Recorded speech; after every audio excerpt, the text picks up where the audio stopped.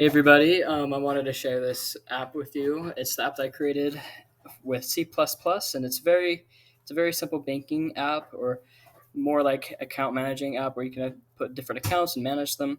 But let me show you how it's ran. When a user presses run, this is what happens. So we see it run up with a little menu and has different options. When we push display, you can see that we don't have any accounts right now. So let's create one. So we'll do one to create an account. And there's two different types of accounts. There's a checking and a savings.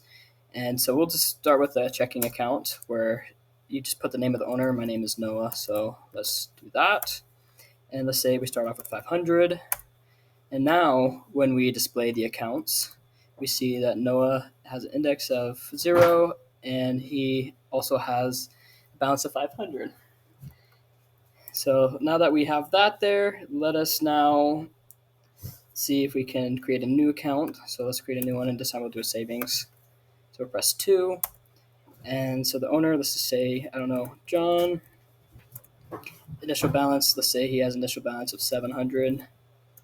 And then this is what's cool. It has an interest rate, so it inherits from the original account, but it gives different options. So for this case, it's an interest rate. So let's say it has an interest rate of 5. And then let's display them, see what it looks like now. So we see that we have me there and John with 700. And now let's see how the deposit and withdrawal works. So let's do a deposit. And you choose the index of what you want to deposit. So like I have my index is 0 and John index is 1. So let's do 0, and we're going to deposit $200. Do 0, then 200. And that's another thing. I have like if you put an index that's not there, there's a thing that pops up that says this is not a correct index. So you'd have to make sure that you don't put a wrong index in there. But let's enter 200.